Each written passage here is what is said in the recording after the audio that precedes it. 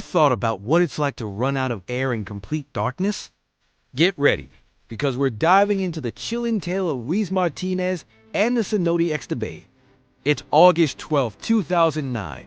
The sun is barely peeking over the horizon as Luis unfolds his gear on the limestone rim of Cenote Xtabay, just outside Tulum, Mexico. The air's thick with humidity, but Luis is focused. He's done this dive 100 times before, but today feels different. Maybe it's the eerie stillness of the water, or the way the shadows seem to dance at the cave's entrance. Luis checks his tank. 300 bars. All set, he mutters, more to himself than anyone else. He straps on his fins, adjusts his mask, tightening the straps one last time. For a split second, he wonders if he should have waited for a clearer day. But no, he's here now. No turning back. A quick nod to his buddy on shore, and Luis leans forward. The mask breaks the green water with a soft splash. "All right," he says, his voice muffled by the regulator. "Here we go." The first few kicks send a shiver down his spine.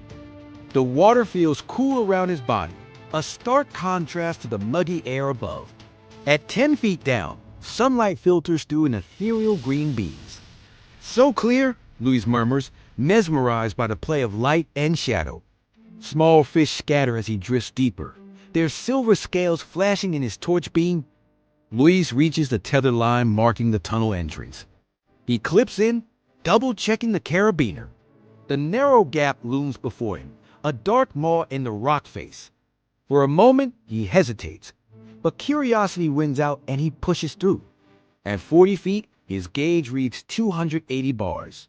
Luis thumbs a good sign to himself, his confidence growing. But as he moves past 60 feet, the walls close in. Rocks brush his shoulders, and the space feels impossibly tight. He glances up, searching for reassurance, but only a sliver of daylight remains. The darkness seems to press in from all sides.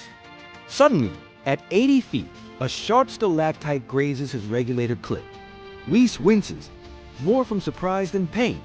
But then he hears a soft hiss of escaping air. "That's bad," he breathes, his heart rate spiking. He presses the clip back in place, watching anxiously as bubbles swirl around him. "Stay calm," Luis tells himself, fighting to keep his breathing steady. He checks his console. 200 bar left. Still okay, he thinks, but doubt creeps in. Should he turn back now? If you're enjoying this dive into the unknown, don't forget to hit that subscribe button. Trust me, you won't want to miss what happens next. Luis pushes on, scribbling a final log entry. Tunnel veers right air's good.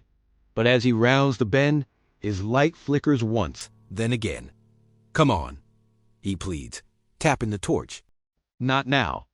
And then, total blackout. No light, no sound, but the slow drip of water echoing through the cave. Luis waits, breath held, willing his eyes to adjust. But nothing changes. The darkness is absolute, suffocating. What would you do in that moment? Panic and try to swim back? Or stay put and hope for rescue? For Luis, the choice is made for him. 3 days later, a rescue diver's voice breaks the silence, calling his name. But it's too late. They find him at exactly 90 feet, body upright, gear intact. There's no slate, no note, just that single log entry. "Tunnel veers right air's good."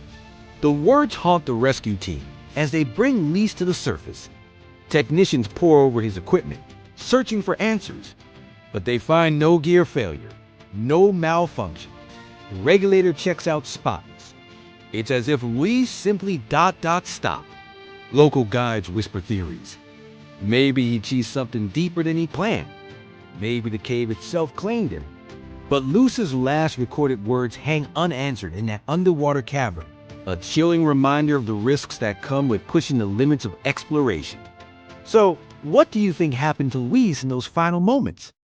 And more importantly, what would you have done differently? Let me know in the comments below. Quick question. What if the cave you conquered turns on you? Up next, Gooferberger Flood. The sun beat down on the Yucatan Peninsula, its rays dancing off the crystal clear waters of the Cenote. It was July 13, 2009, and a group of experienced cave divers stood at the edge of Cenote Xtabay, their excitement palpable. They'd come to explore one of Mexico's most challenging underwater cave systems. Among them was Carlos Martinez, a seasoned diver with over 500 dives under his belt. He'd been dreaming of this moment for years. As he adjusted his gear, a flicker of doubt crossed his mind. Was he really ready for this? The team double-checked their equipment, their movements practiced and efficient. Flashlights, backup air tanks, guidelines, everything had to be perfect. One by one, they slipped into the cool, inviting water. Carlos took a deep breath and plunged in last.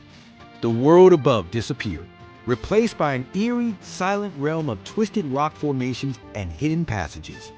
It was beautiful and terrifying all at once. They descended deeper, following their carefully planned route. The beams from their lights cut through the darkness, revealing glimpses of a world few had ever seen. Fish darted away, startled by the intrusion. An hour passed, then two. The team was making good progress, mapping new sections of the cave system. Carlos felt a surge of pride. They were pushing the boundaries of human exploration. But then something changed. It started with a subtle shift in the water's flow. Carlos noticed it first, a gentle tug that wasn't there before. He signaled to the others, but they seemed unconcerned. Probably just a normal current, right? Wrong. Within minutes, the gentle tug became a powerful force. The cave was coming alive around them, water rushing through narrow passages with increasing speed. Silt and debris clouded their vision. Carlos's heart raced. This wasn't supposed to happen. They checked the weather reports, planned for every contingency. But nature had other ideas. The team huddled together, frantically trying to orient themselves. Their carefully laid guidelines whipped in the current, threatening to tangle or break. Which way was out? Panic began to set in. Carlos could see it in his teammates' eyes, even through their masks. They had to make a decision, and fast. "Follow me," Carlos signaled, hoping his confidence wasn't misplaced. He chose a direction and started swimming, praying it was the right way. The others fell in line behind him, fighting against the strengthening current. Every stroke was a battle. Carlos's muscles burned with the effort, but he pushed on. Minutes stretched into what felt like hours. The passages all looked the same in the murky water. Were they going in circles? Carlos's air gauge was dropping rapidly. He tried to stay calm, to breathe steadily, but fear clawed at the edges of his mind. What if they didn't make it out? Just when hope seemed lost, a faint glimmer of light appeared ahead. Could it be? Carlos swam harder, his teammates close behind. The light grew stronger. They were close, so close. But the current was relentless, threatening to sweep them away at any moment. With one final desperate push, Carlos broke the surface. He gasped for air, relief flooding through him, as he saw the familiar walls of the cenote. They'd made it. One by one, his teammates emerged, exhausted but alive. As they climbed out of the water, the reality of what they'd just survived began to sink in. Carlos sat on the edge of the cenote, his legs shaking.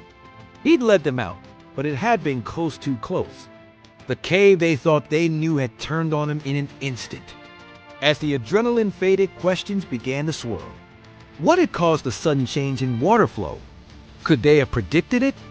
And most importantly, would they ever dive Cenote Xtabay again? The team gathered their gear in silence, each lost in their own thoughts.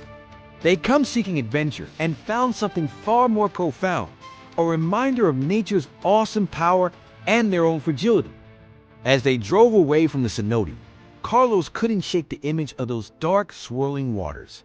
He knew he'd never forget the day the cave almost claimed them. What would you do if you found yourself trapped in an underwater labyrinth, with time and air running out? The story of Cenote Xtabay serves as a stark reminder that even the most experienced explorers can be caught off guard. It's a tale of human resilience in the face of nature's fury, and a warning to all who venture into the unknown.